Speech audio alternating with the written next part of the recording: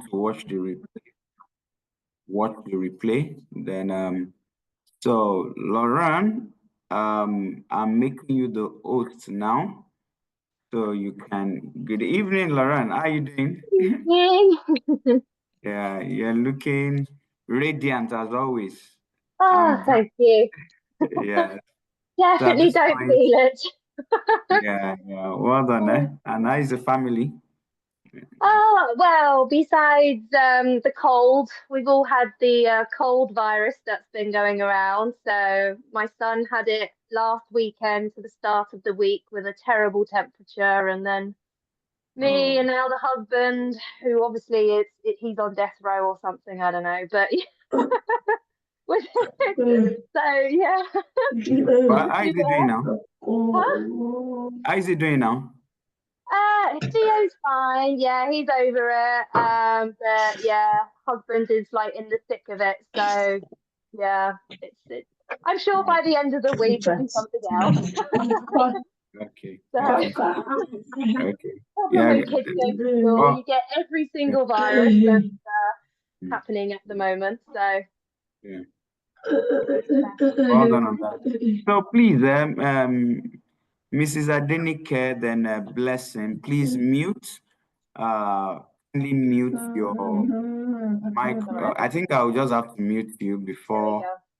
go. Okay, I think they've muted. Okay, please.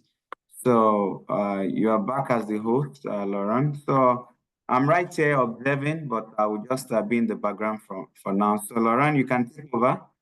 Yeah. Perfect. Okay. Let me just share my screen.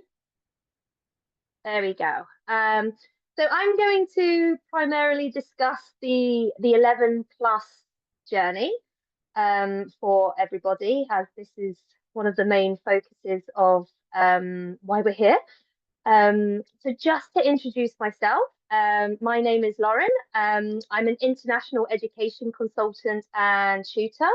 So I specialize in helping students all over the world attend UK boarding schools and grammar schools. Not just here, but all the other British schools that they've all got sister schools all over the world. So yeah, that is me. So I am sort of like neck deep in the admissions process all year round. So here we go. So your secondary school options. So you have the three main options. So I'm just going to review those. Huh? Maybe Oops, upstairs. for It's a those tricky question. pardon?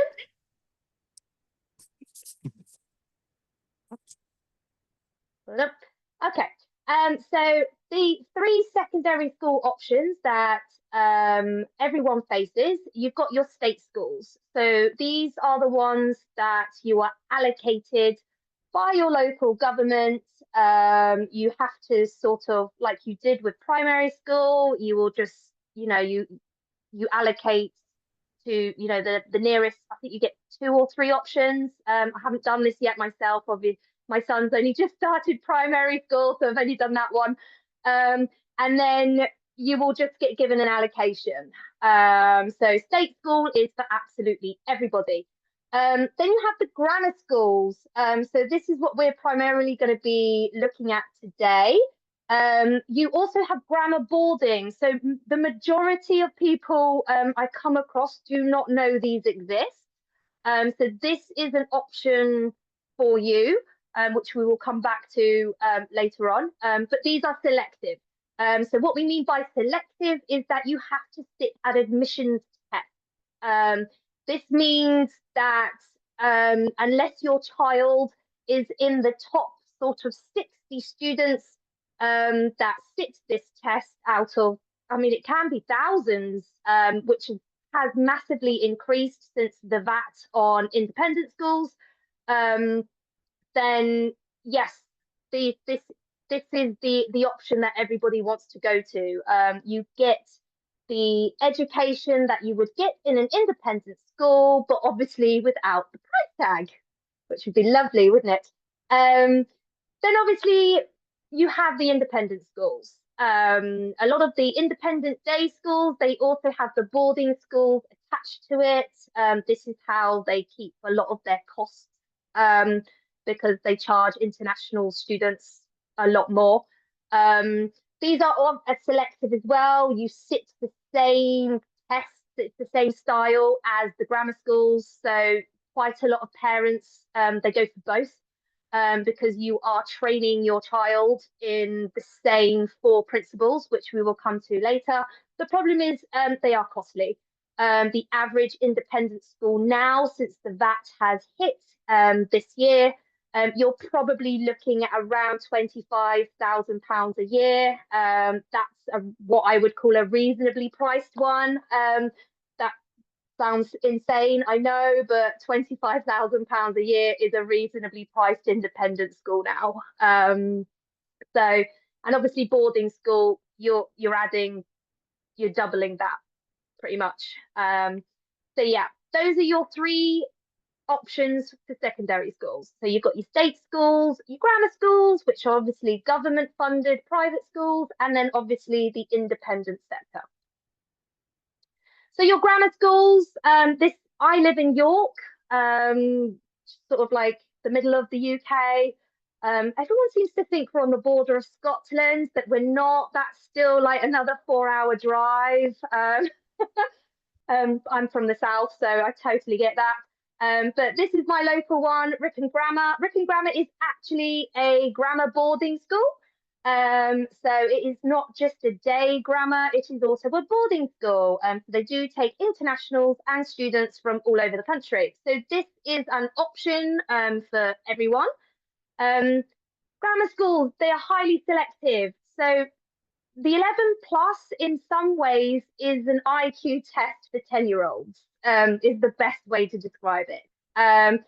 Through you conditioning children from year 4, you're giving them 2 years worth of training. It makes their chances better to get a place at these grammar schools, because they literally do, it is like who got the best score, and you get ranked, and then the top ones you get offered a place. So these have become even more competitive since the VAT. They have said that this year, this winter, the admissions, because obviously the secondary school admissions has just closed. This year's admissions for the 2025 grammar sitting of entrance exams is the highest that they've ever seen. So the pressure on grammar schools and unfortunately the children to pass these exams is the highest it's ever been. So 2 years ago, you might have had 500 students going for 60 places. That's increased dramatically, because obviously the VAT has knocked out people who could just about afford independent schools. Now it's not an option. So that knock-on effect onto grammar schools is happening straight away right now. So getting kids as early as year 4, even year 3 started, you're going to put your children in the best possible position, because obviously you can't guarantee anything. You don't know what's going to happen on the day. You know, anything can happen. Your child could have, a breakdown, and in the middle of these exams, anything is possible. Or other students, they just have a very strong year. I know of kids who have passed the grammar school exams, like the minimum requirement, but have not been offered places. So it is very competitive now for grammar schools. Also, it's a postcode lottery. So like your secondary schools, you have to live in the catchment area. You have to have lived there for a couple of years, and you have to stay there whilst your child is in these grammar schools for the 5 years.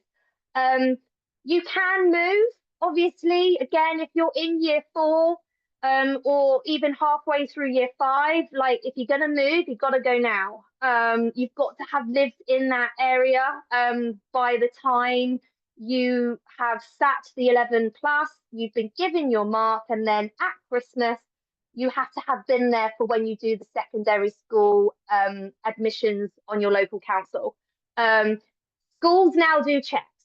This is something I wasn't aware of, but through my contacts and networking through my community, schools are now doing checks to make sure that you are still living at these addresses, because it's so competitive now. Before, people would rent houses, get in, and then go home, and just because they were just outside the catchment area. You can't do that anymore. You've got to be living in the catchment area. Make sure you are checking T's and C's. It's absolutely crucial that if you are going to grammar schools, you are checking the T's and C's on their websites to make sure that you will obviously be able to register to go there. We will look at the procedure in more detail in a second, but so sort of after Easter, in the summer term is when you register your interest. It's usually where they have the open days, which I highly recommend going to. And that is where you will need to register. You then need to confirm that you are definitely going to sit this test. Grammar school 11 pluses, they're literally at the start of September. So your student, sorry, not a teacher at the moment, your child will start school literally on the Monday, and they might be sitting the 11 plus by the end of the week, but certainly by the second week of September. They will have done that. October is around when your results come in. So the results are there because it makes you eligible to put that school down on the secondary school list.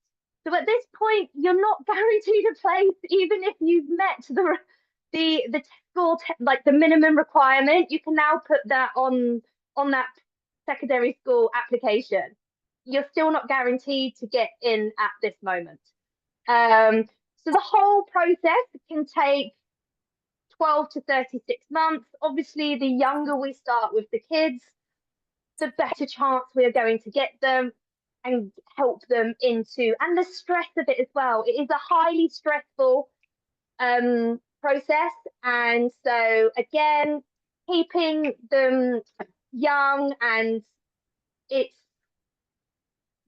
what's the word? They get used to doing it. So it's more like second nature. So yeah, I can't remember what my train of thought was there, but it might come back.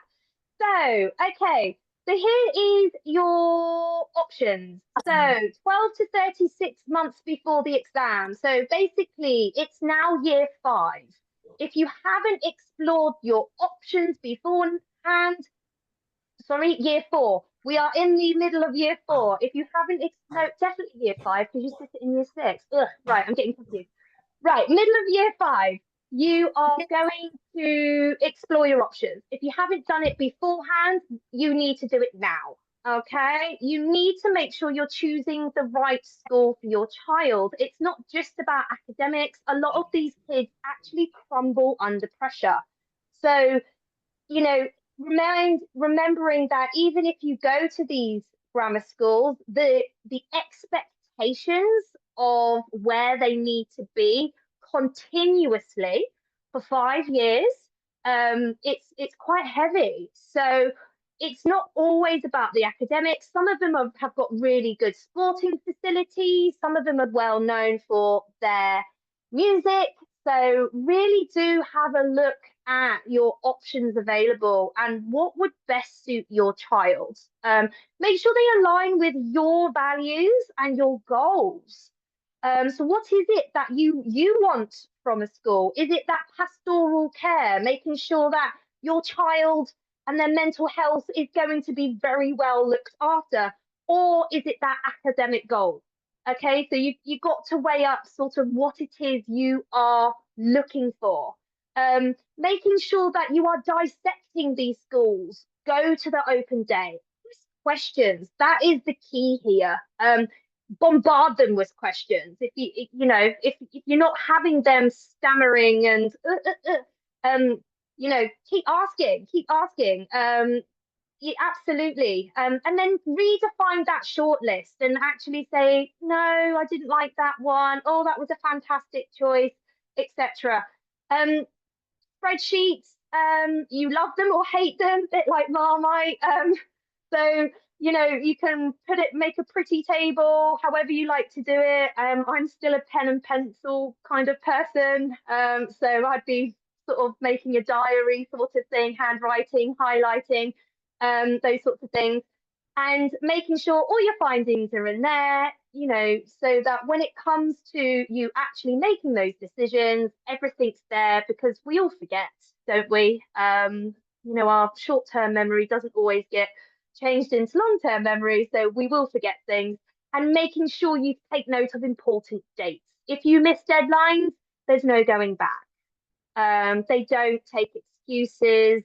Unfortunately, they're basically like the tax man.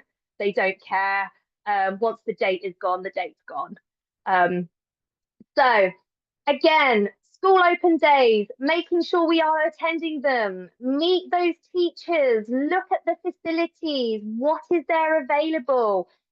I often say go without your child. So when you do the first visit, I think as a parent, we do have a heavy influence over them, or they get really excited about something and you kind of feel guilty because you didn't like it. So sort of to stop that in between, or you guys bumping heads, go to schools without them for the first way round, and then afterwards you can then, the ones that you actually like, then take your child, because then if they like it, we are together. Update your spreadsheets as you go through, and yeah, making sure that this decision is between yourself and your child, because obviously they're going to be there for the 5 years. They have to sit in those classrooms, so having them on board really, really does make a difference. Exam preparation. So as I've said earlier, the earlier you start, the better. We highly recommend year 4 is when you should be starting. If you are year 5, like now's the time. It's now February. You have 7 months. That is it. As I say to my students, it will fly by. It's gone. So at this point of the year, it is what I say, little and often. Making sure they are studying every day, even if it's for 15 minutes. You pull out a worksheet, you do one thing. With TechLearn, we have lessons multiple times a week. So just doing that, it's really going to help them and enrich their learning and their knowledge. Introducing classical books. If you haven't done this yet, get them. Books such as Charles Dickens. They love Charles Dickens. I don't know what it is, but entrance exams for the 11 plus and the 13 plus, they absolutely love Charles Dickens. They particularly just like the 1800s in general. So you've got like The Secret Garden, any Charles Dickens, anything from that era. Start getting them. You can buy them, or the library. They'll all be in the library. I mean, most of the books I find for free online. So, off you go. And obviously seeking professional help. So here at TechLearn, we will be here to help you every step of the way, and making sure that your child is as best equipped as they can be for the day. So between you, as I call it, the Holy Trilogy, we are like a triangle. A lot of spiritual things, it's all about threes. So between the child, the parents, and TechLearn and your tutors, all together, we can create a positive and impactful learning journey so that your child is in the best position they can be for when they sit these exams. So exam registrations, this is 4 months. This is around May of year 5 we are now. Registration is closed by the end of the academic year. So again, this is where open days are important, making sure you go onto your local council website and making sure you know when that day is open and when that day closes. If you miss the deadline, you miss the deadline. Like I said, it's gone. Getting into grammar schools at later dates is more difficult. When people go to grammar schools, people don't move. It's not like senior schools where it's the flexibility, or even independent schools, the flexibility of pulling your kids out because you've moved because of jobs, etc. With grammar schools, it's so difficult to get in. Parents just stay where they are, or they work out their life around the child going to grammar school. So make sure you do not miss that registration deadline. No, out. Sorry, that's my son. So check your chosen school's websites as well, making sure that you check all the T's and C's. Do you meet the requirements? Are you in the catchment area, etc., etc.? So make sure that all the information you have, knowledge is power, and it is how you are going to get your child into these schools.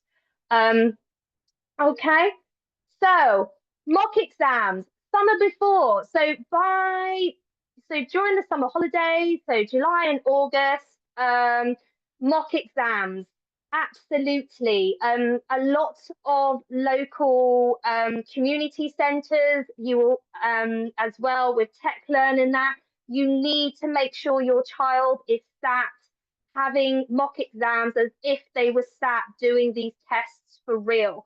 For students, this is the first time they've ever sat an exam. In Asia, they've been doing it since they were 4.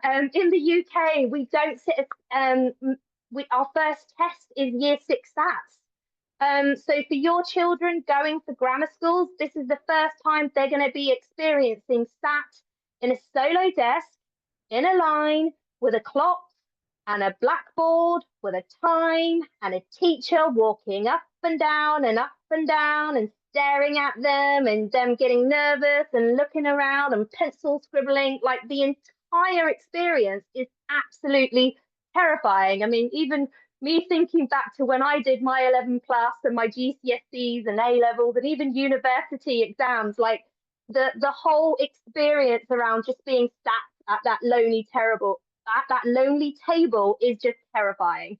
So making sure your child has done this before the day, like, it's just highly recommended. This will also allow them the key thing of time management. Time is your biggest enemy. Most of the time you have more questions than the time allocated. So where we traditionally always say 1 mark per minute, that's not the case for the 11 plus. You will get 60 questions and you've got 40 minutes. Time is not your friend. So getting your child, this is where from now, year 5, time management is the key aspect, as well as filling in the gaps of their knowledge. Again, another reason why starting as early as possible is key, because then we can get through the curriculum, get them to understand everything, and really get this time management down to a T. This is where a lot of students fail because they ran out of time. So as I always say to my kids, if you can't answer it straight away, you don't have time, move on. If you have time at the end, come back. But if you cannot answer it straight away, you've got to move on. So yeah, time management. The final month, find the balance. So we're sort of now the end of August. We're about to come into September. So this is sort of where you need to break and let them let off steam. I'm not saying don't keep studying, but kind of slow the train down. They're exhausted. This is where the anger, the apprehension kicks in, the I don't want to do it, I can't do it, etc. We've all been there multiple times in our lives. I certainly have. So, you know, really trying to make sure it's encouraging, it's supportive. The light is there, it's at the end of the tunnel. Like, so making sure we really do just try to be as supportive as we can and have some fun. But as parents, this is where you come in. Stay off social media. As we know, social media is not your friend. You'll all be there in Facebook groups. I see it every year. Oh no, what is this? Oh, we took this mark. Oh my goodness, what if they fail? Oh, blah, blah, blah. What if they don't do this? Or what if they don't do that? And you just sort of create this pandemonium and everyone just gets stressed. And then you stress your child out. And they're the ones that have to sit the test. You're not sitting the test. So you creating this stressful environment is doing nothing for your child. So please stay off social media as we get closer to September, because you're not going to help anybody. It's exam day. So the night before, make sure that they've had a nice dinner. Make sure it's their favourite. Do something that they enjoyed. Make sure they've had a good night's sleep. Make sure it's stress-free morning. Don't talk about the exam. Instead, talk about how we're going to McDonald's, or we're going to go to the ice cream parlor, or we're going to go to the dessert shop, or we're going to go go-karting. They're only in there for about 2-3 hours, and then they're going to come home. So go and find something to do. All right. A nutritious breakfast, obviously. Eat, brain power, making sure they don't get hungry. They'll have snack times and bathroom breaks, but obviously you want to set them up for success. Leaving plenty of time. As we know, the roads are just awful. We get train and bus cancellations constantly. So if the exam starts at 9:15, you are leaving the house by 7:45. Give yourself as much time as possible so you're not stressed, they're not stressed, nobody's stressed. It's a great, easy morning. We get there, the car or the bus or the train, however we're getting there, turn it into karaoke carpool, however you want to do it, but just make sure on exam day, everyone's happy. All right. So what does the exam entail? So there are 4 aspects of the 11 plus. We've got verbal reasoning, which is all to do with word patterns. We've got non-verbal reasoning, which is all to do with our shape and spatial awareness. Then we have some maths, and then we have some English. So obviously English, there's a comprehension side. Then they obviously do your SPAG. So you've got your spelling, punctuation, and grammar. Maths actually does go into the year 7 curriculum. So my key thing with your maths, when you are starting very young, sort of year 3, year 4, making sure that their functions and their fundamentals are good. Times tables, adding, taking away, dividing. Making sure all of that is just great. It's going to set them up for that more advanced maths later on. It's going to be much better. So, all right. So that is what it entails. Results day, so that's coming October, so sort of towards the half term, you will get told your results and basically told if you have passed or not. If you have passed, obviously that means when secondary school admissions open on your council website, you can then put your designated schools down and hope for the best. You'll find out in March. Obviously, each school and county is different. They're quite often late. They were very late this year. People were absolutely panicking. Don't worry, you will get the exam results at some point. But yes, so if they say a certain date, just don't put money on that it will be that week. But obviously, remember, whether it is positive or negative, make sure your child knows they did an excellent job. It is a long journey. You are spending 2-3 years studying for this test, as we know with GCSEs, and it is stressful. It's a lot of pressure for those little tiny shoulders, and they did an excellent job and they did the best they can do. And also you want it to be positive because they're going to continue taking exams for the rest of their life. We do not want to start that negative mental tornado for setting them up to fail at later on in life. So making sure it is as positive as possible, even if it's not the result you were looking for. Alternatives then. There are good secondary schools. Where I am in York, we have an outstanding secondary school, which means when my son gets up there in a few more years, if it's still outstanding, that's an option. Then I don't have to worry about moving. I don't have to worry about my local private schools, which are about 30,000 a year up here in York. So, again, have a look and research which ones are your local secondary schools, because if they are good, it is an option. But as always, your postcodes will obviously come into play with these. Faith schools, there are lots of good faith schools out there as well. They're often quite small, so they tend to have achieved better results. But again, have a look in your local area, your local council website with what schools there are. Go.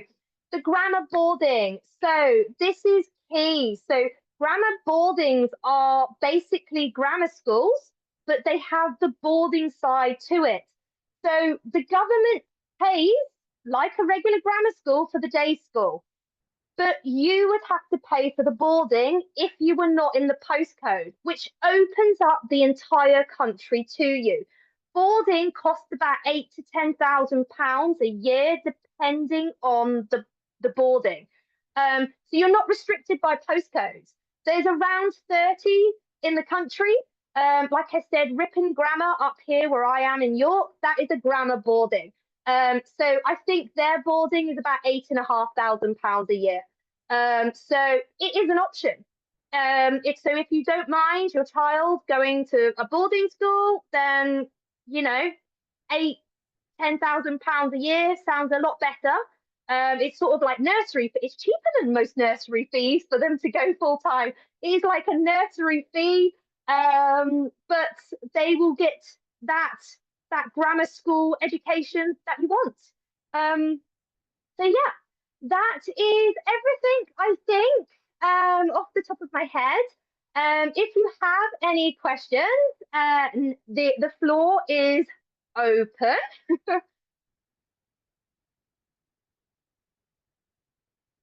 Okay, the 13 plus. So the 13 plus, it is there. It's the year 9 intake. And yes, for those who missed the chance, but like I said, for grammar schools, this is often not an option. Most kids that get in on the 11 plus, they don't move. The 13 plus is predominantly for private schools like Harrow and Eton, because they don't start, and Winchester and St Paul's, those big names in London, they don't start until year 9. So if you want to go to Eton, you actually sit both. You do the 11 plus in year 6, and then you have to come back in year 7 and sit the 13 plus to go to those schools. The only way to get into the 13 plus for your local grammar is to ask if they have places. They often have waiting lists, the length of no idea. So if you are lucky enough to get a place at 13 plus in a grammar school, then fantastic. But again, because of the VAT on private schools, I would say the 13 plus in grammar schools moving forward it's hard now. I would say it's going to be impossible in the next few years until the VAT and things calm down a little bit. But yeah, it is there. But yeah, if you've missed the 11 plus, then absolutely find out if there are spaces at your local grammar school and go from there, really. How does one search for grammar schools in one's catchment area? You can find it on your local council website. So if you go on your local council website, or just Google grammar schools in such and such. Like literally, if I did grammar schools in York, it would probably pop up with one, which is Ripon. So yeah, that would be So yeah, and then confirm it on your local on your local council website.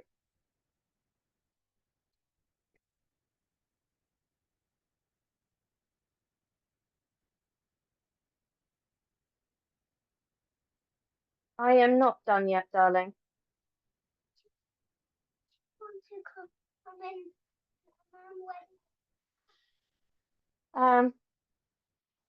Which books would you advise? So with TechLearn has all the materials that would be needed to help you on your journey. And then obviously the big book, CGP is the biggest book organization in the UK. They do the GCSE, A levels, etc. But they also do an 11 plus range.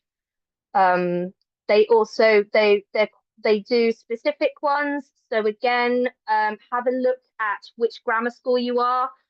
Some of them do what's called the GL board, and some of them do the Chem. The Chem's usually like the Manchester area one, but they're ever so slightly different in terms of particularly the non-verbal reasoning. The Chem one is a bit more difficult, whilst the GL one, it only has like 5 different types of questions, whilst the Chem one is a bit more difficult. So yeah, again, you need to find out which exam board your grammar school is associated with.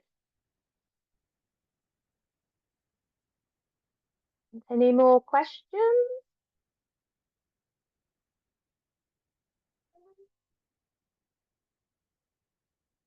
Can you do personalized? Yes, I do. So I do a whole selection process. I'm sure at TechLearn we can help with an entire selection process. So that is my job. So not just students here in the UK, but students internationally. I'm like their point guard really. I contact the schools, I do the admissions, I write out the admissions for them, make sure the child sits the test on the right day at the right time, etc. And I liaison with the schools back and forth. So that is something that I could do with you guys as well. My other child in year 6 has missed the free grammar. Is there a way around to help put her into a grammar? Again, you would need to call your grammar schools. You've missed the deadline. So they they'll still be sorting out who's starting year 7 actually, because you won't find out till March. So they will be full for year 7, which means you would have to wait until September, and then have to be put on the waiting list for if this space comes up, unfortunately. What reading books for vocabulary for Charles Dickens? Any classical books from the 1800s? I actually do have a book list, which I'm quite happy TechLearn. I'll send to darling. I will send to TechLearn, which can be forwarded out. My book list. But yeah, Charles Dickens. You've got The Secret Garden. I mean, even Jane Austen. She's another classical one. Animal Farm. Etc.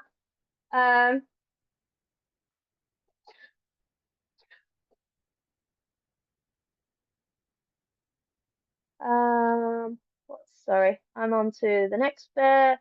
Also, a vocabulary list would also help with the book as well. I do have a vocabulary list as well, which I'm more than happy to forward as well onto so that you and with the vocab list, I just highly recommend your child sort of goes through it, because I mean I think I've got 3,000 words on there. You don't necessarily have to learn them, just make sure that your child understands them as you're going through. You can contact me via TechLearn, yeah, and we can get something started. They will start classes, I do believe, in the next week or so. So you will be starting now. My son had an appeal for the grammar, not successful. Where do I go from here? He has been down ever since. Oh, bless him. Oh, um, the you can keep asking for to go on the waiting list, or the other option is the grammar boarding.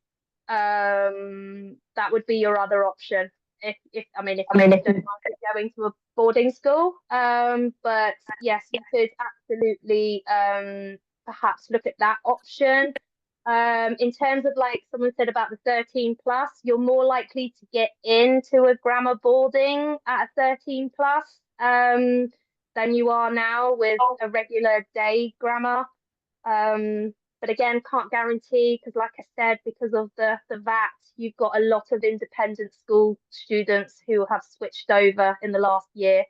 How can a year six student gain admission after the deadline? Again, you've missed the year seven admissions. So the only thing you can do is call the schools and ask them to be put on the wait list. That's all I can say, and see what they say. Each school has their own sort of wait list T's and C's. So I would go to the school and ask them what you can do. And then hope that perhaps the place comes up that you can sort of try to get into later. Booklets appreciated, no problem. Did the exam, but I think we started the year five. She was not fully ready. No, that does happen. Again, like I said, if you start earlier, it definitely does help in the long run. But if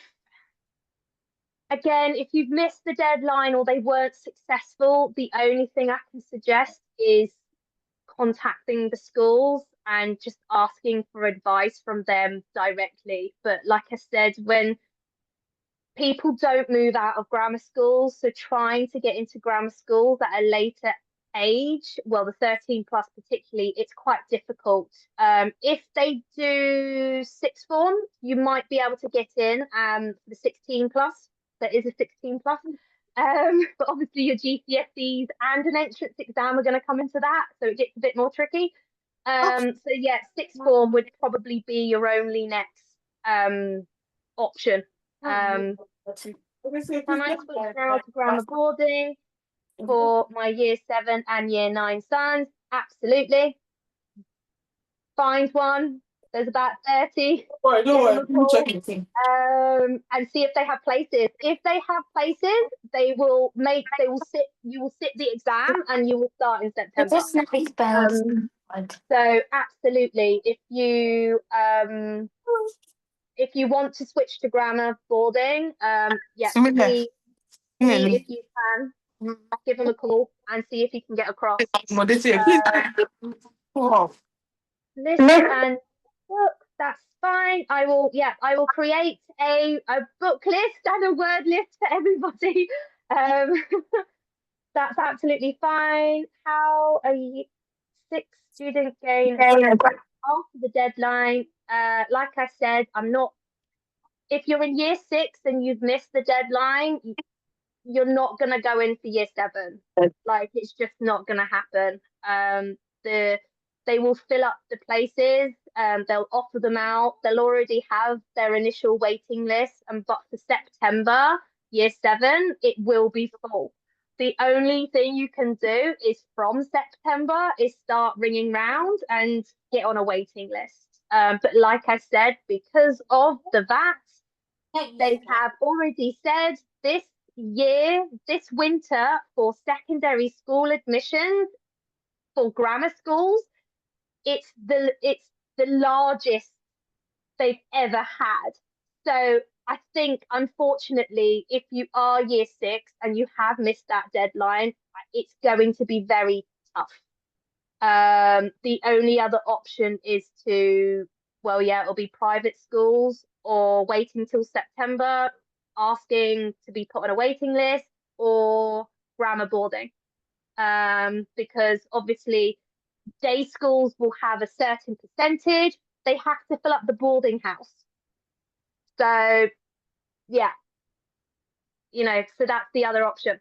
So yeah, so for anyone who has missed deadlines, if you can pay sort of the £8,000 to £10,000 a year boarding fee, or are you looking at the boarding option for the other lady for the year 7 and 8, go give them there's honestly, just Google grammar boarding schools and it will give you a list. I think it's about 32. Start ringing on Monday and see. But yeah, I've got one. I've had a student come across from China who will be attending Ripon, where I am, Ripon Grammar, from September. And another 2 for independent boarding schools here in York. So I've got 3 kids to look after up here, but yes, it's I think those are going to be your only options, unfortunately. The VAT has just completely messed up the system, and the repercussions of it are starting to come through. So yes, it's unfortunate that it has been this year, but hopefully we do expect it to settle down. But unfortunately, the immediate effect of it has is been quite severe. So yes. Is there any more questions? Yes, there is.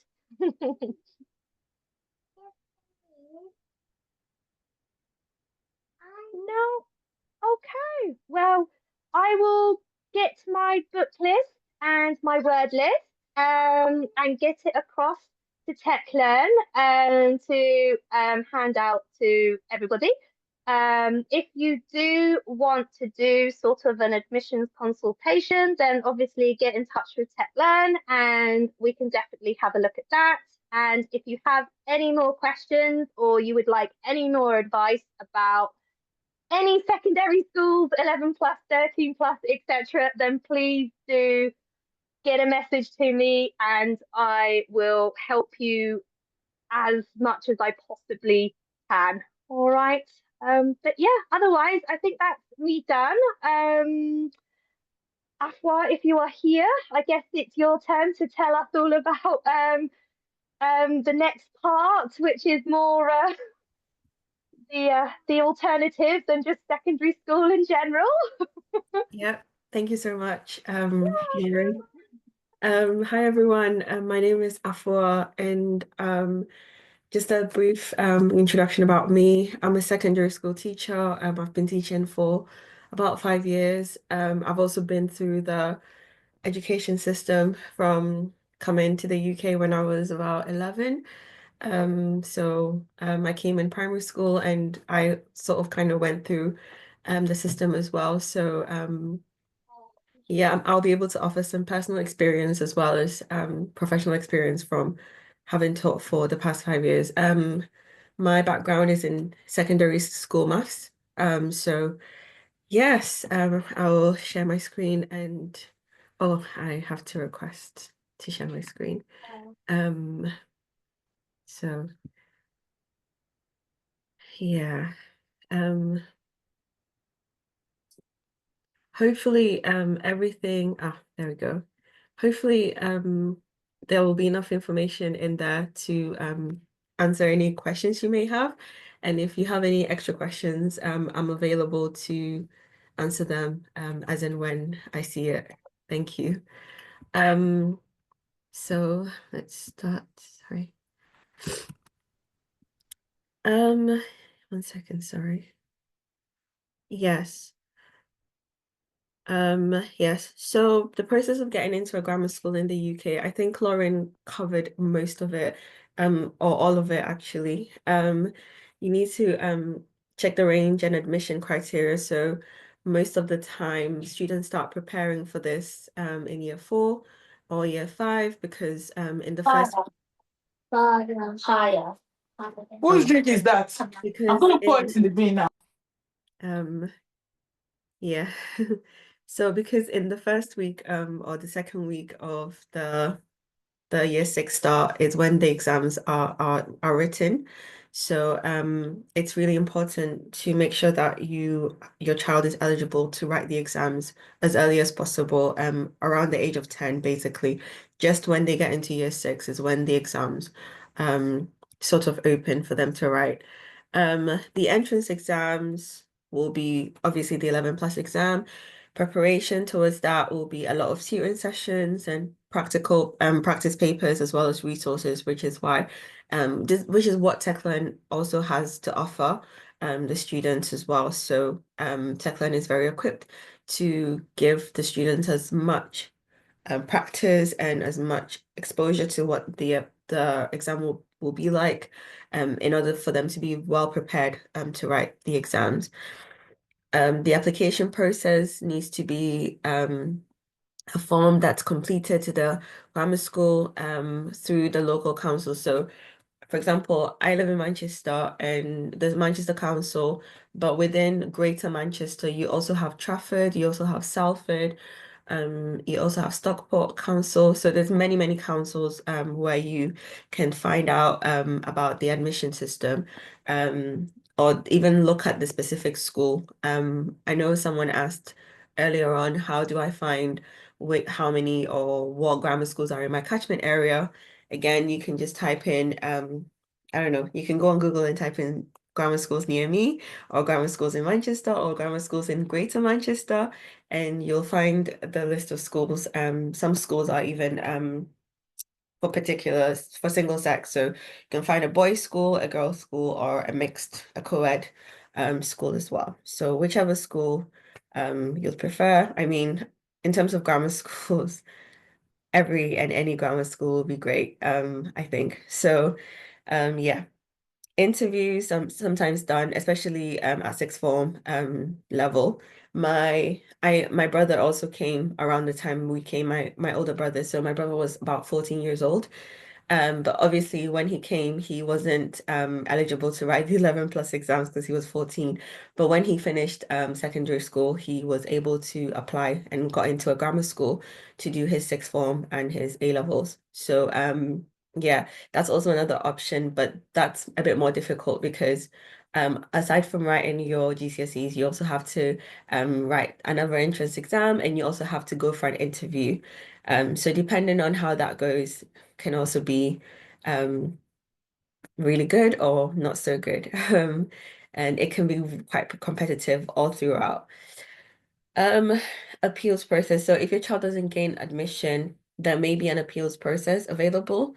And you can find this out on your school or local council. So as Lauren was speaking, I went online and I looked at some of the grammar schools, and there's actually like a page that says there's no vacancies available at the moment in some schools for students from year 7 to year 11.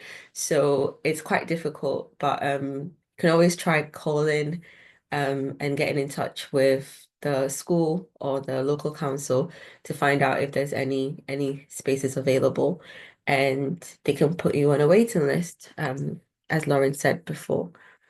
Right. So how many schools can I apply? How many schools can I list and apply to for the grammar schools? I think as many as possible, as many as you can, or as many as is available for you. But usually, I don't think anyone puts up more than 6 schools. So, obviously your preferred school will be at the top, and then your second choice, third choice, fourth choice, and so on. Yeah, so some grammar schools obviously are in catchment areas, so you need to also do your research and find out what schools are available within your catchment area. Like Lauren said, it's really about the postcode where you live. If unfortunately you live outside a specific catchment area, you're not likely to get into that school. So and you have to be in that area, you would have to have lived in that area for some years before you can even apply. So it's all really strategic. So the sooner you start, the better. And yeah. So some alternative and high quality options to grammar schools are obviously independent schools. These are privately funded and often have smaller class sizes, a wide range of extracurricular activities, and tailored curriculums. Some renowned independent schools include Eton, Harrow, and Winchester. So yeah, it's these independent schools are unfortunately not free. You would have to pay for them. So that's an alternative in case you would like that same grammar school quality, but this one will come at a price. So I'm sure that's not really what most of us want, especially with the VAT being added of 20% for the fees. That's an incredibly high amount of tuition fees you'll have to pay every year for your child. So yeah, but it is another option. Another option you can look at is a school, a school with an Ofsted rating of outstanding. So Ofsted is basically a non-ministerial government department in the UK responsible for inspecting and regulating educational institutions, including schools, colleges, and childcare providers. So their main roles are to inspect the schools, make sure that they're of a certain quality and effectiveness, that the teachers are adhering to a teaching standards, a specific teaching standard. Student achievement is high, leadership is great, and overall school performance is excellent. They also make sure that standards are held and schools are accountable. So schools will receive ratings such as outstanding, which is basically what every school wants, or good. Good is also good, very good. Or requires improvement is not really where you want your child to be. And inadequate is definitely not where you want your child to be. So you're looking at your top choice will be a school that is rated outstanding. But if not, you can also look at a school that's rated good. Because basically, like the inspection says, the the Ofsted inspectors, they look for the teaching standards, student achievement, leadership, and overall school performance. So they're looking for these four criteria. And sometimes a school may even get outstanding in like two of them and maybe get a good in two of them. But because they get like two good, then overall their rating is good. But it could also be that there's specific things in that school that is outstanding.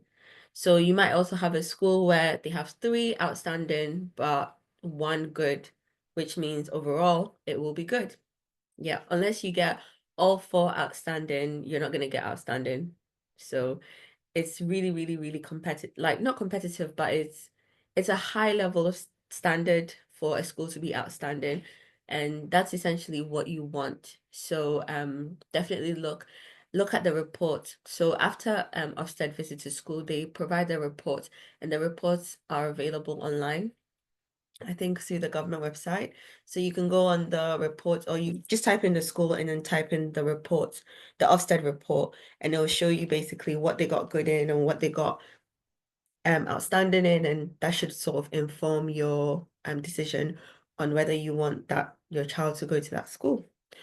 And they also offer research and guidance. So Ofsted also conducts research and provides guidance on various educational practices and policies to improve the quality of education across the UK.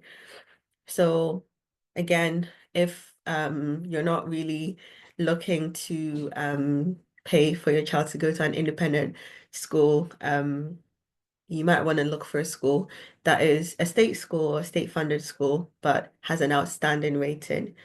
Yeah, if not, good can also be really good as well as a second option. Yeah.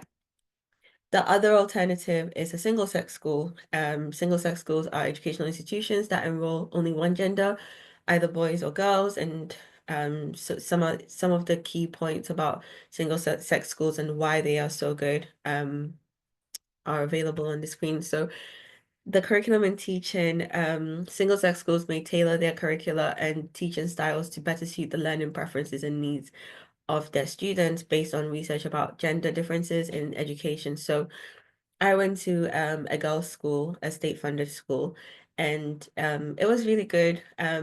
My school, we had like houses for different like I don't know how to describe it. So we basically had a house system where every like about a fifth of this of the school were grouped in a house. So for things like academic performance or sports performance or like for example sports day, it will be like houses against houses. And some of the house names were after like female heroes and sports heroes. It could be educational heroes basically. Please excuse me for a second.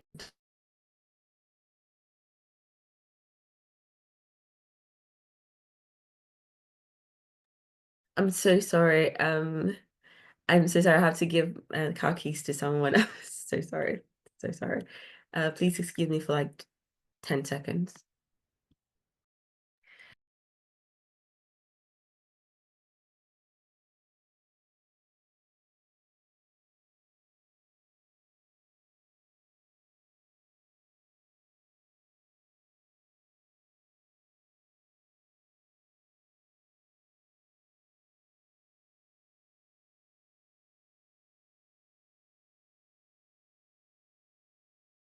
I'm so sorry about that. Sorry.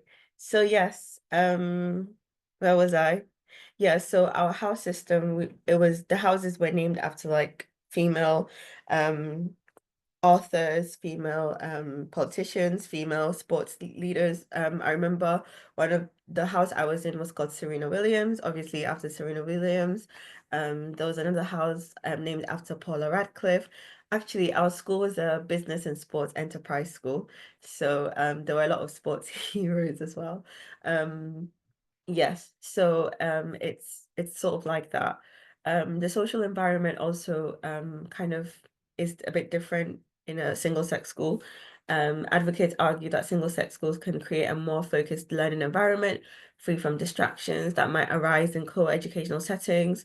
They may also foster confidence and leadership skills among students. So a lot of the times, especially like it being a girls' school, there's no like no gender trying to dominate the other. Everyone is of the same gender. So it was quite a nice environment. Everyone was really like we all got along. My year group, we're all friends. We even have like a Facebook page and everything, even though no one really uses Facebook anymore. But yeah, it was really a harmonious school. Single-sex schools often provide extracurricular activities specifically designed to appeal to their student body.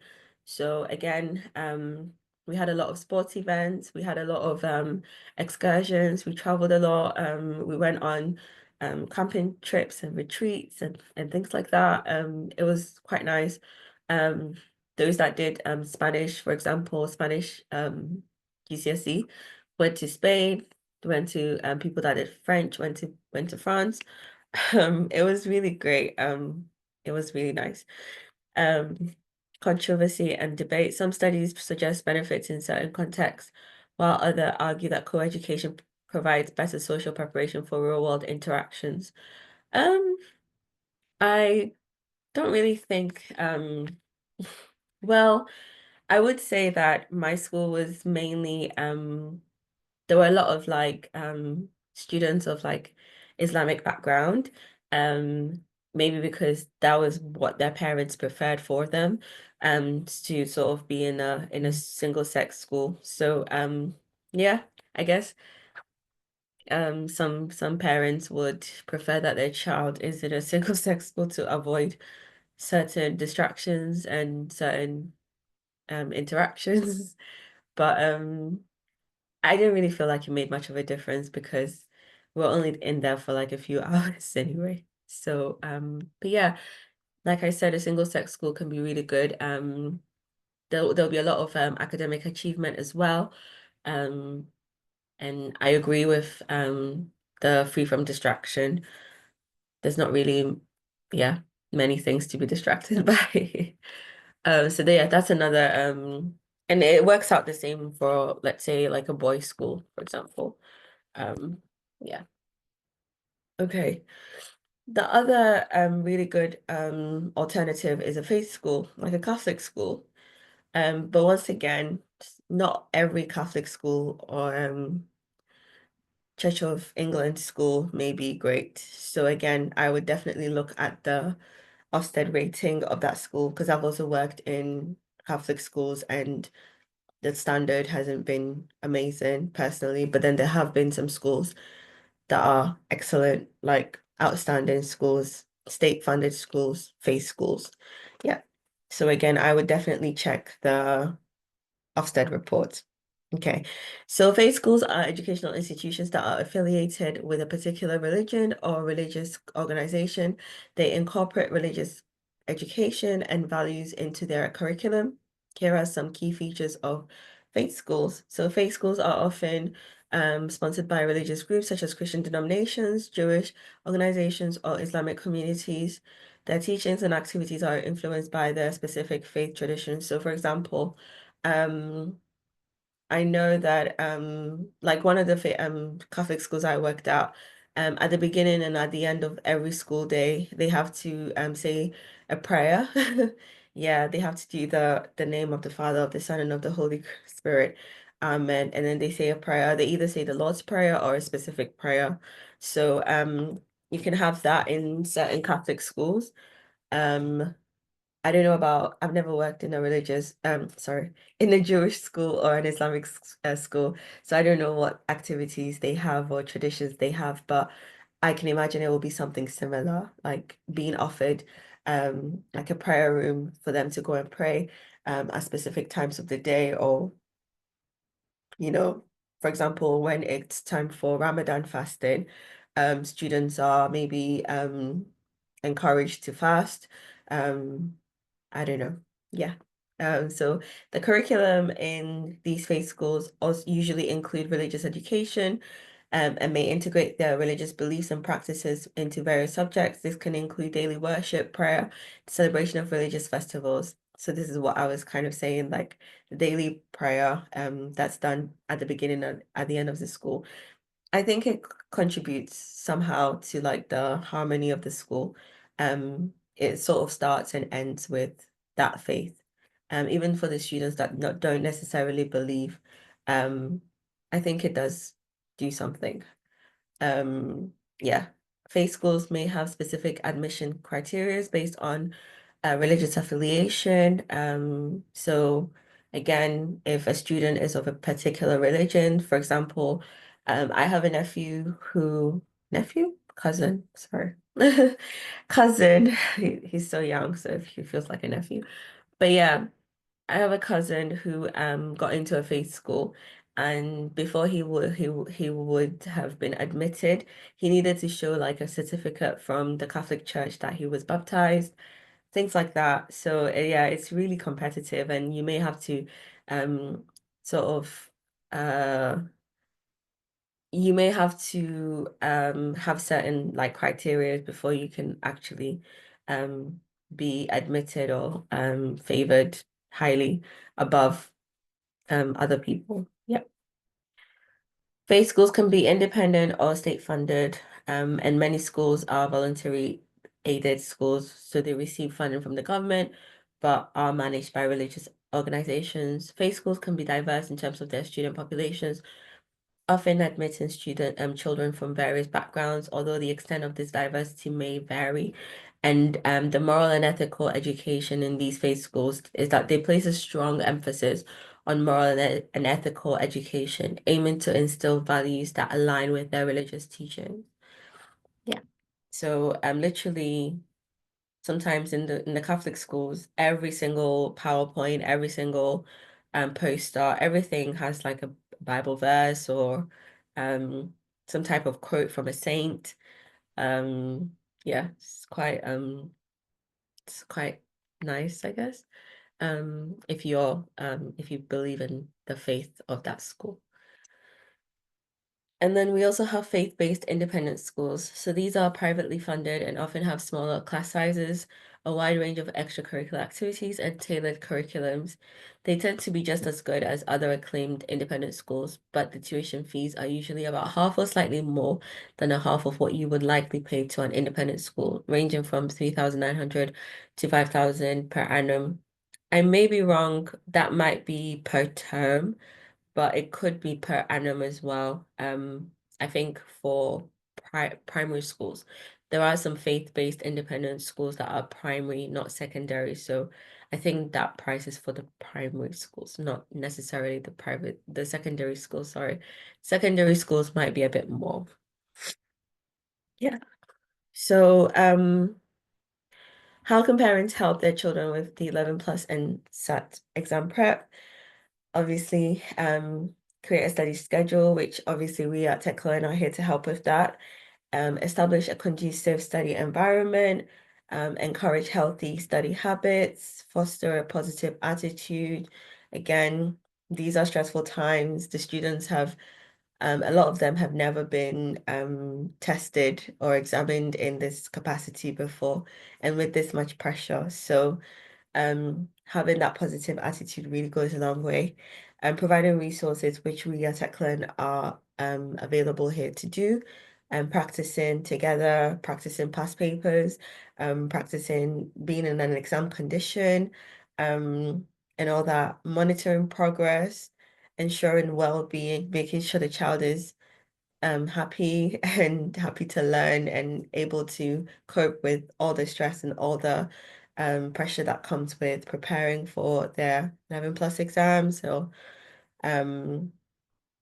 encouraging time management as well. Again, social media is a really, really big factor. A lot of kids concentration levels. And I think one thing I've also found with a lot of kids is that they need like constant repetition of instructions. They can't seem to process instructions very well. But again, being in that environment of learning with TechLearn should help with that.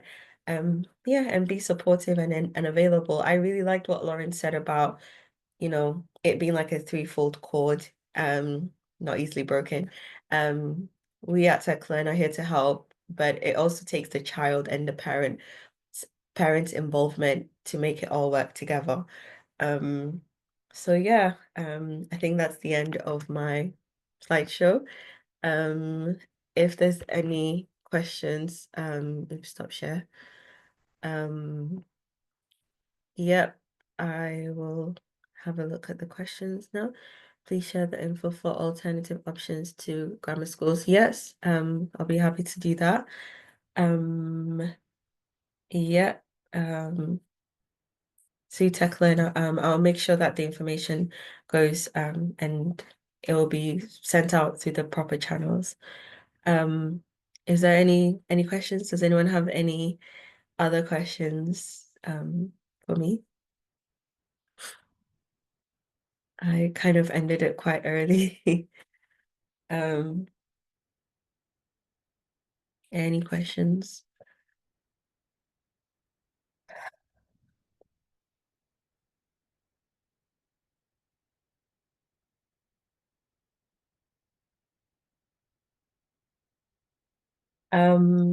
Okay, if there's no questions, I'm gonna talk about basically GCSEs now, which is more like my specialty. Is a girls' school more better than a mixed high school? Um, I wouldn't really say it's better. I think there are some benefits of being in a girls' school, and there are some benefits of being in a mixed school. Um, I think girls' schools, for me personally, were quite sheltered and were what's the word? Empowered. Yes, empowered because usually I don't know, but for me personally, I was quite timid and really shy, and easily other people could have overwhelmed me in school. However, being in a girls' school and being in an environment where there were a lot of people in my situation who were like me sort of helped me with my confidence, I would say. I probably would have turned out the same way if I went to a mixed school, because I mean, after I finished with high school, I went to a mixed like college sixth form school. So I wouldn't necessarily say, I think it depends on your child and it depends on the school, to be honest. My school was really good. I would definitely recommend it. And till today, it's still a good school. I hear about people going there and like everyone in my year group turned out really well. They're really doing great things. So yeah, it depends on the school, to be honest, more than anything. Yeah. So make sure that you look at the rating of the school.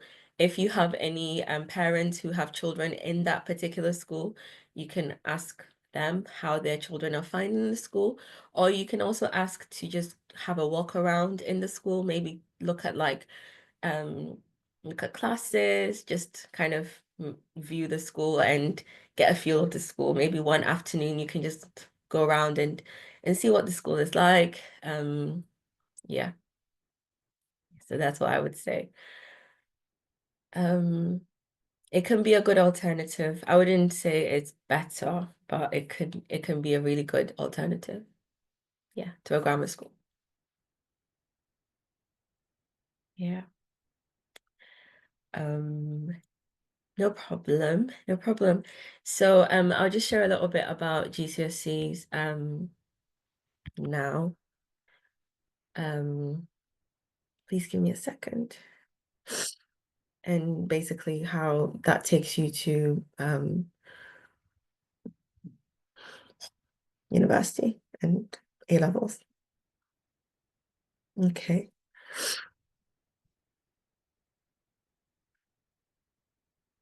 Okay. Wait, just that. So, what exactly is the GCSE examination? So GCSE stands for General Certificate of Education, Secondary Education. It's a set of exams taken in the UK typically by students around the age of 16, 15, at the end of their secondary education, and it generally covers a wide range of subjects, including English, maths, and science, and various humanities and arts. The results are important for further education opportunities such as A levels or vocational training, and the grading system ranges from 9 being the highest to 1 being the lowest, with a grade 4 considered as a standard pass. So if your child can get a 4, which I mean it's a pass, but you don't really want to pass, don't really want to aim for a pass, you want to aim for a highest, because if you look at the difference between 4 and 9, 9 being the highest, it's quite a bit. Yeah.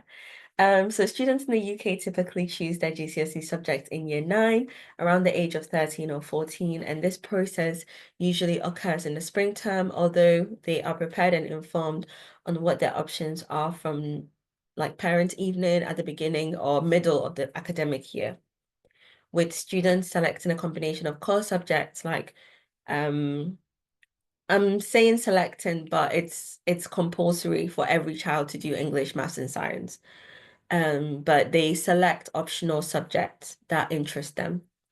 And these choices obviously will affect their education and career paths, so it's important for them to consider their interests and future goals during this time. Usually the options are chosen by the students alongside their parents, which is why it's important for parents to attend the parents' evening that the school will have to gain knowledge of the child's performance in their preferred subject with their teachers. So usually there's a report that's produced by the teachers, and sometimes it's given to like the form tutors. So the form tutors are the ones who are going to be with the child from the beginning of high school till the end of high school. So they kind of follow the child throughout their journey. They're like an educational parent for the child. So usually these parents evenings are held with the form tutors, and the form tutors kind of discuss the child's like academic performance, their behavior, their attention to like the work they do, and various things that may affect how well they will do in their chosen options or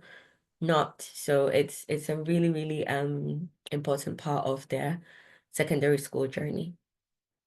So what are some of the examples at GCSE level? So we've got AQA, OCR, EdExcel, WJEC, and CIE. So these are different examples that different schools offer their subjects in.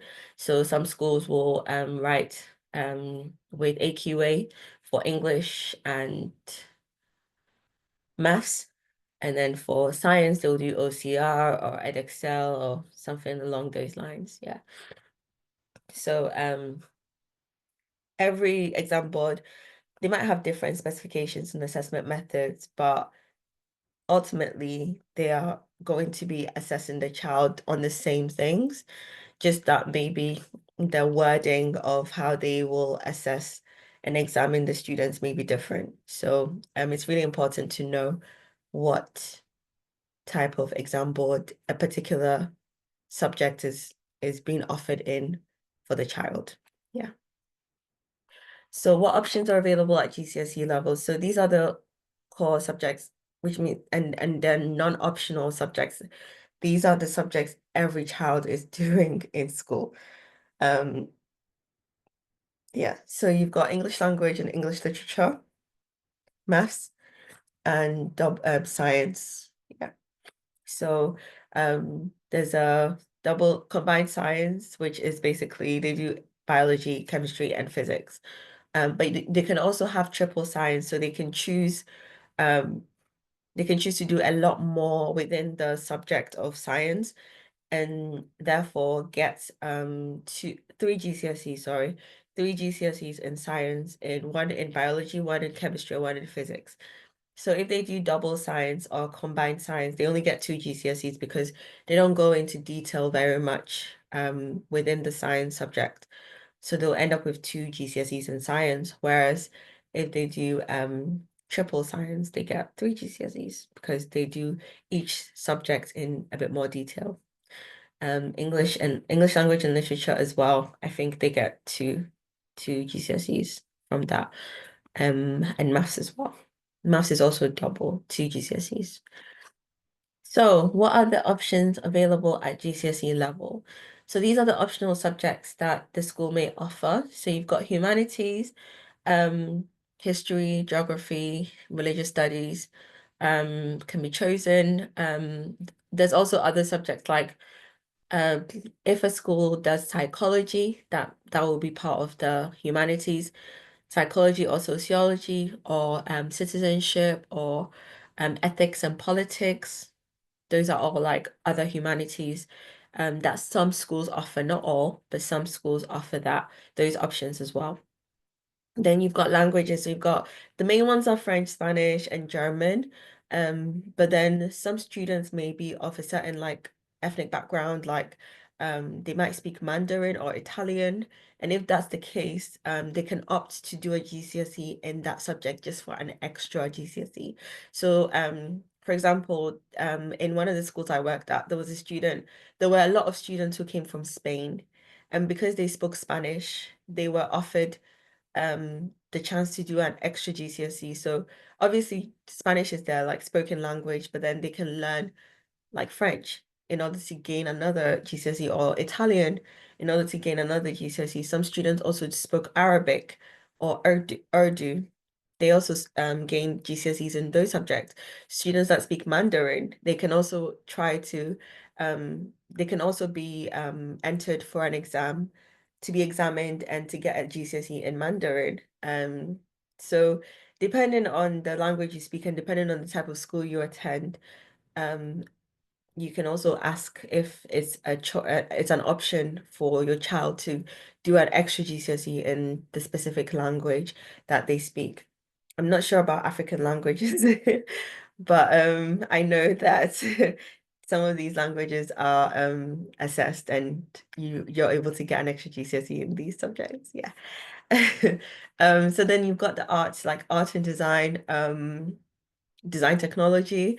So like doing like woodwork or like I don't know, like textiles, like sewing and things like that. Those can be available as GCSE options.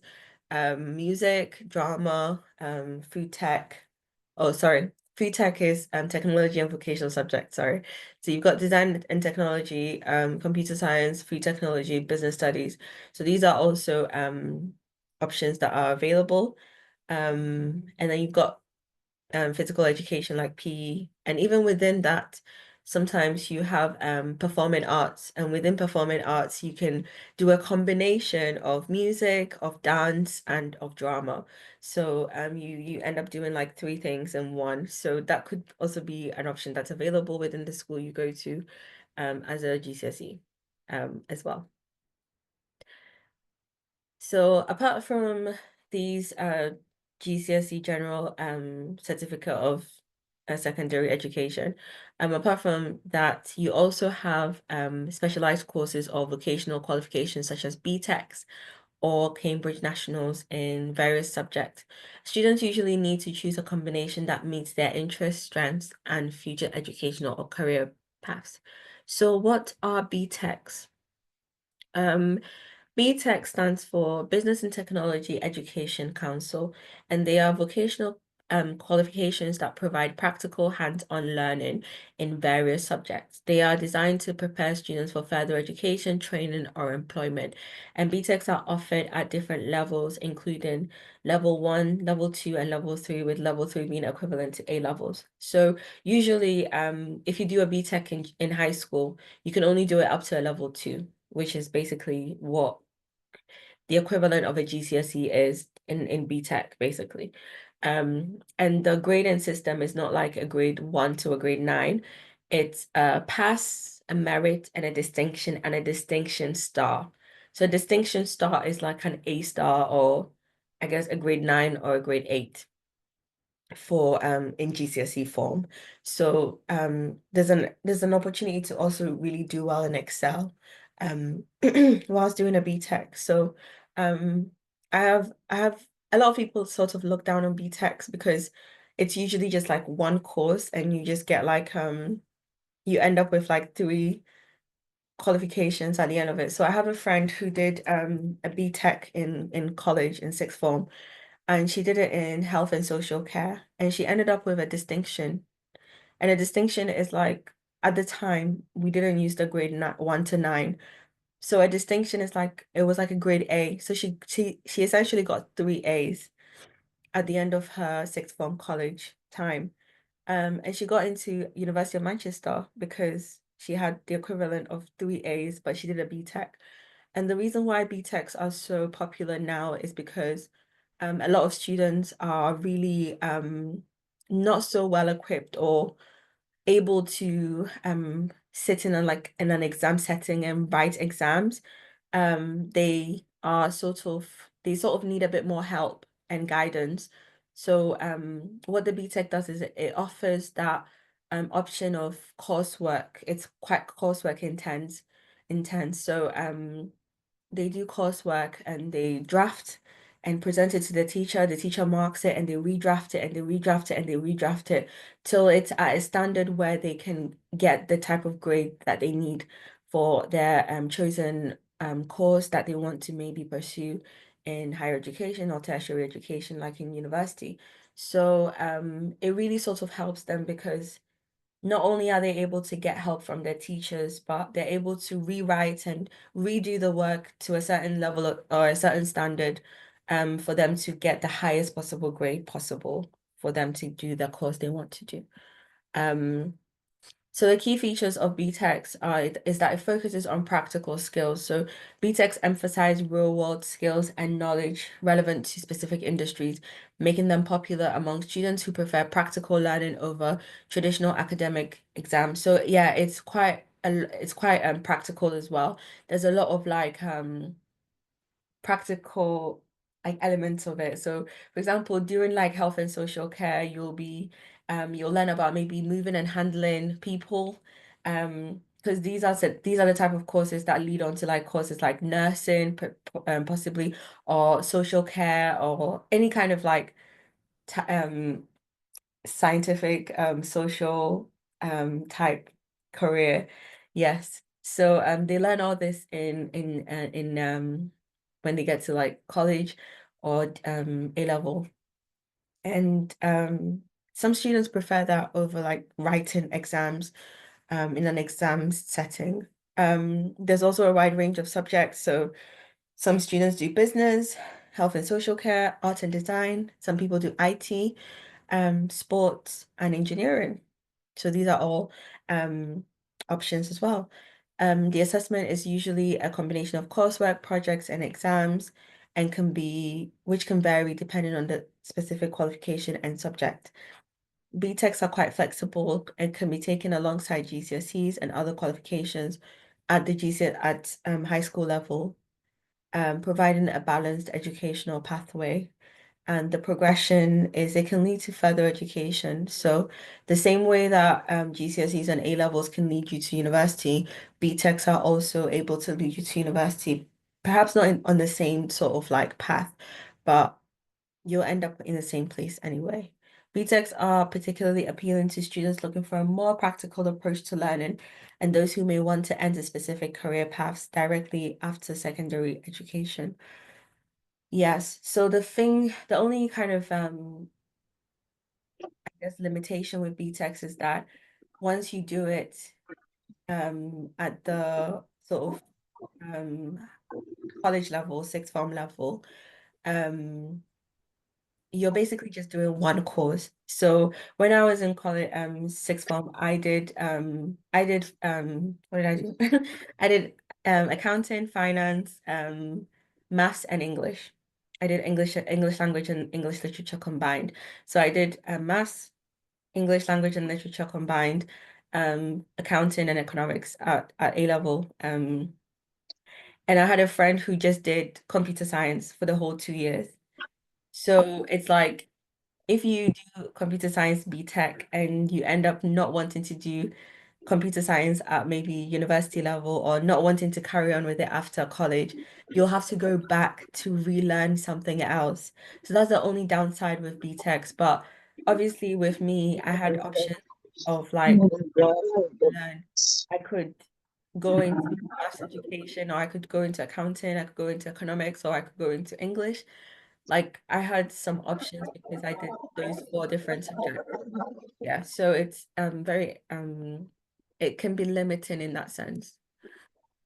And then we have IGCSEs and GCSEs as well. So IGCSE is essentially the same thing as a GCSE, just that IGCSE is recognized internationally, making it more suitable for students in various countries, whilst GCSE is more UK focused. IGCSE often offers more flexibility in subject and assessment methods, such as allowing for coursework or alternative assessments, whereas GCSEs typically have a more standardized assessment criteria.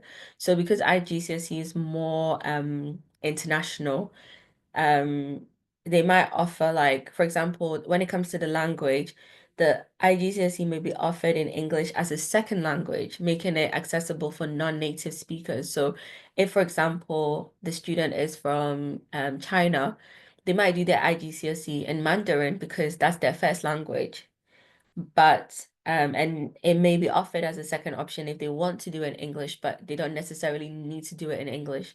Whereas for GCSEs because it's designed for students in the UK, they have to do it in English. So a lot of times, even now, when students come from different countries, and they speak English as a second language, when they come over to the UK, some schools are trying to petition that they do their GCSEs in a different language because it's not fair. Because the fact that they don't really understand English is a massive hindrance to them.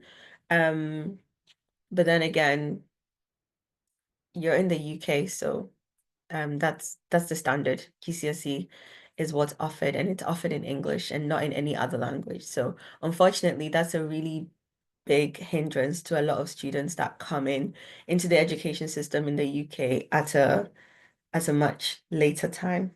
And also if they struggle with the English language, then that becomes an even bigger barrier to them accessing and being able to perform at the best level that they can. The grading systems are also the same-ish, just that IGCSE is sometimes seen as more rigorous, mainly because it's international. So, for example, when it comes to like the English IGCSE paper, the literature aspect could be from various countries. The literature could be pulled from, I don't know, from Libya or from China or from I don't know, Brazil. The literature can come from anywhere, whereas with the GCSE curriculum, it's primarily American literature or English literature, most likely, that you'll be or poems by British poets that will be examined. But you could get a poem from across the world with an IGCSE um certificate or qualification. So the benefits of excellent scores in your GCSEs, obviously further education opportunities, university admission, and I kid you not, um every job that I applied to, they wanted to look at my GCSEs. They didn't even want to look at my A levels before. They wanted to check my GCSEs because the GCSE is basically the foundation to everything. So it's really, really important that the students do well and they perform at their very, very best within the GCSEs. For example, when I was applying to do my maths PGCE, because my undergrad was in accounting and finance, and I I when I went to apply, the requirement for the maths PGCE um was that I had a certain grade at my GCSE maths, and then I had a certain grade at my GCSE and my A level maths. Um, so I remember when I was applying to my sixth form to do my A levels, um when I went for the open day at my sixth form, the maths teacher who I saw and spoke to, he was like, you have to have this grade, you have to have like a grade A or above before you can do maths in this school because it's a really sort of difficult subject for a lot of people. And if they cannot get an A, then they can't basically hack it. So that made me like obviously aware of needed to really do well in my GCSEs. And because of that, I was able to get into the A level maths course that I wanted to do at sixth form, which then was able to propel me to, after I did my accounting and finance bachelor's degree, get into maths education. So yeah, it's really important for the child to even because I ended up completely diverging entirely from accounting, and I went into teaching.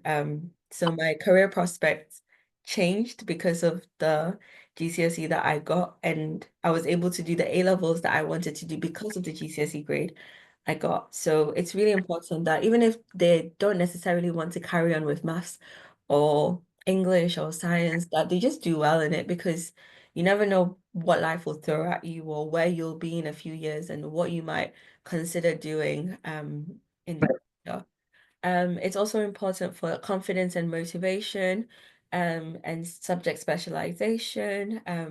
Maths is universal. Every degree or every job, um, almost, I wouldn't say every job, but almost every job, you're kind of trained on the job. And sometimes when you're applying for work, especially I remember when I finished uni and I was applying for like what I thought I wanted to do, almost every job I saw, some of the degree requirements were like you don't you can have a degree in maths or physics or English even. But maths was almost in everything. Um so it's really important that the type of GCSE you get, um it gives you a really good chance of, I don't know, having a really good, I just having opportunities and options. Yeah, just having options in life, it really does help. and scholarship opportunities. So I remember one of my friends, she she actually got a scholarship for university because she did so well in her A levels. Um, because she did well in her GCSEs. So she actually got her tuition paid for at university because she did really well again, once again in her GCSEs and in her A levels. So it's really important. There are some financial benefits of basically doing well in your GCSEs. She later on lost the scholarship because she was partying and things, but she almost got it paid for the entire time she was in university. Um, yeah, the reasons why students fail in their GCSEs, I'll make this really quick. Insufficient preparation. So obviously here at TechLearn, we're here to help with that. Exam anxiety. We'll also provide ways of like managing anxiety and any kind of nervousness. Um, but I feel like if a child is prepared well enough, that's not really a problem. And if you're we have really excellent tutors who are able to encourage the students and make sure that they are very confident and very capable and very prepared, yeah, for anything and everything. Poor time management, again, that's something that will be addressed through the preparation, limited support, learning difficulties. There are, if a child has any specific learning difficulties, there are channels that they can go through if the school is aware and they've been assessed for any kind of learning difficulty. They're sometimes offered like more time, extra time to do their exams or yeah, so that's something that if you know your child has a learning difficulty, they can look into just for extra time, or maybe they can do their exam in a separate room from everyone else if they have a specific type of learning difficulty. Any health issues can also affect them. So it's really important that the school is aware if there's anything going on.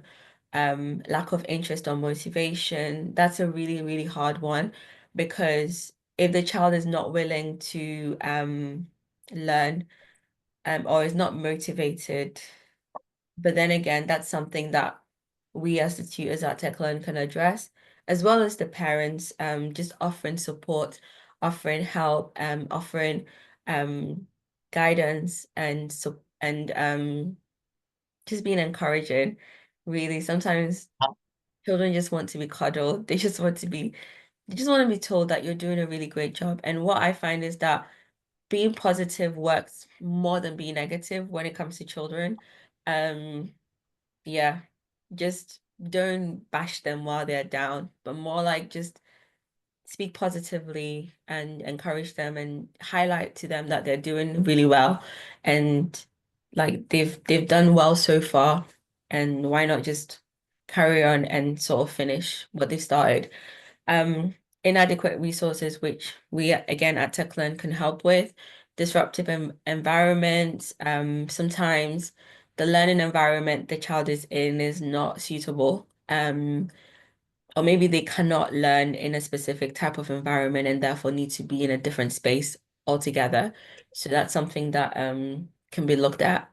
And changing schools or curriculum. So if you change schools in the middle of like the high school journey, it can also really shake the child. So yeah, I had a student that moved in year 10 because she wasn't really taking well to the school. She felt like it wasn't she was being basically she was being singled out. I personally never saw her being singled out, but I guess she didn't really make strong connections in the school, and therefore she felt like she doesn't want to be in the school anymore. She wanted to go somewhere where she knows people and she's got friends. And that can really affect your studies because different schools follow like a different curriculum, and you might miss out on certain topics or certain topics because you've come in at this time when and they've done this and this and this and you've never done it before, and it can really shake everything. So as much as possible, try and keep the child in the same place throughout their educational journey so they go through everything at least. And then strategies for success is developing a study plan. So having a timetable that really helps, having some kind of organized plan to study really helps. Use effective study techniques. So we at TechLearn, we help with practice papers, time management as well, making sure that the child is prepared and has all the right tools to be able to do well when it comes to the time to do the exams, staying organized, staying on topic, on time, seeking help when needed, taking care of your health. Most of the time, students don't really take care of themselves in terms of their health.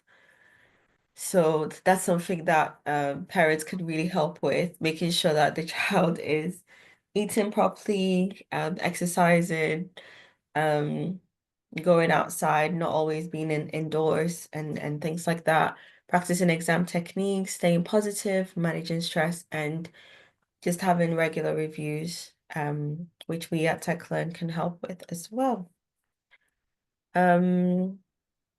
Yes, so yes, you can apply to can my child apply to a grammar school after their GCSEs? Yes, you can apply to a grammar school to pursue A levels after completing your GCSEs, provided that the school accepts students from outside their previous cohort. So many grammar schools have specific admission criteria for A levels. Many grammar schools will prefer that they'll give obviously students within the school the first choice. They'll be first choice in terms of admission. And then if there's any spaces available, then they will open it up to students outside. So like I said, my brother came in when he was 14 into the UK, and he managed to do so well at GCSE level that he got into a grammar school for his A levels. So it is possible. But then again, you have to really, really, really do well at your GCSEs. And then on top of that, you have to write an entrance exam. And on top of that, you will have to go through an interview process. Yes. And some A-level subjects may have prerequisites such as achieving a certain grade in the relevant GCSE subjects. So, for example, the school may want you to have a grade 7, which is equivalent to like an A in a specific subject before you can do that particular A level. So that's something to look into as well. And yeah, you can find out more information on the school's website or look at the local authority website as well. So at the monthly sessions for parents of GCSE candidates at TechLearn, you can expect updates on curriculum and assessment, study and revision strategies, understanding exam requirements, emotional and well-being support, parental involvement, progress monitoring, question and answer sessions like this, and future pathways. So discussing what career paths are available to your child based on their performance so far. And yeah, I think that's it. So thank you so much for listening to me go on. If there's any questions, I'll be more than happy to answer. But I hope that was detailed enough and it answered a lot of questions you may have had concerning the alternatives to grammar schools as well as the GCSE curriculum and what the GCSE looks like basically. Yeah. Any questions?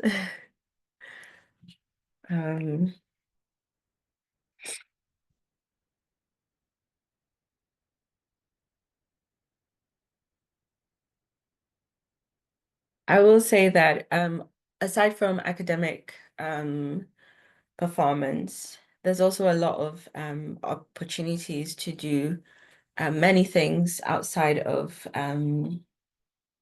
academia. Obviously, that's probably the most important focus for a lot of parents and students. But there's also other things, like usually when a child is very, very gifted academically, they tend to also be very gifted in other things. For example, like in sports or even in like drama and music. So I think it's also worth exploring those sort of avenues. If you know your child is gifted in a specific thing, it's really, really, it sort of helps them become well-rounded, and it also helps with their opportunities and options in life. Um, Even like things like traveling. I have a friend who did dance. She's also in education, but she did dance and she went all over the world. She went to America, she went to India, she did all these things. She was in newspapers, um, and all sorts of things. I actually have a couple of friends that did dance that did really well outside of academia. So that's just also an option and something to look into. Um, I also have some friends, siblings who did football, for example, and they've become successful. They signed on to some football clubs, and some football clubs take their students to private schools. Yeah, so that's also another option that could be available. There's a school in Manchester called St. Bede's, and St. Bede's is usually where the under 16 football players in the Manchester City um sports club, the Manchester City, they take the students to St. Bede's, to that private school. Um, so again, it's something to look into if your child is particularly gifted in a sport. It could also open up many choices in many options and opportunities in academia. So yeah, it's something to look into. Any questions so far?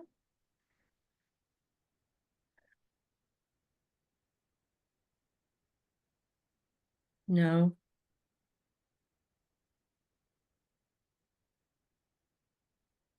Okay. I think I will, if that's the case, I will pass on um the presentation now, unless there's any questions. Just taking everything in. Oh yeah, I know I said a lot. I was just talking a lot. But yeah. I think the only thing as well I kind of wanted to add was that depending on the child and the kind of social and situation that the parents might be in. For example, if a child has been in under the care of the local authority, so if social care has been involved in the child's life at any point, or the child receives free school meals. So if a child receives free school meals, it could be because of various reasons. It could be that a parent is earns a certain level of income that they need support from the state, from the government. So basically all these things also make the child qualify under pupil premium. So pupil premium are a group of like students that have certain how can I word it? They have certain advantages, I guess. So if a child is considered as pupil premium, perhaps um the level of the requirements they might need to get into a grammar school may not be as high as a child who isn't pupil premium, because they take into account the fact that the child has maybe been in like social care or has been involved in some type of like government intervention, or the parents are not as economically income inclined, like they're not well off. They don't earn a certain amount of money. So all of that sort of helps the state support the child. And if the child is really gifted academically, um, then it's like in spite of all the circumstances that you've been in, you're still able to do this well. Um, you're like the standards are slightly lowered for the child. Not lowered, but like just they give them a sort of an advantage. So for example, if maybe for you need about 75% in your maths 11 plus exam in general to get into a grammar school, maybe for a pupil premium, they'll only need 70% instead of 75%. So I'm saying it like that. It's not so much, but there's an added advantage for the child to help them get into those schools, to offer them a good opportunity and a chance in life to do as well as any other child, basically. So yeah, it could be something that you look into, and for a child to also have free school meals, again, maybe the parent also has to be receiving some type of state-funded support, like income-based allowance or universal credit or some type of benefit from the government as well. So yeah, that was something I was thinking about as well. Yeah. And I think I'm done. Yeah, unless there's any questions. Okay. I guess I would just say thank you everyone for listening. I know that was quite long, and I hope you've had a really informative session. And please feel free to get in touch with TechLearn if you have any other questions or any queries or on anything at all. Yeah. Thank you. Thank you so much.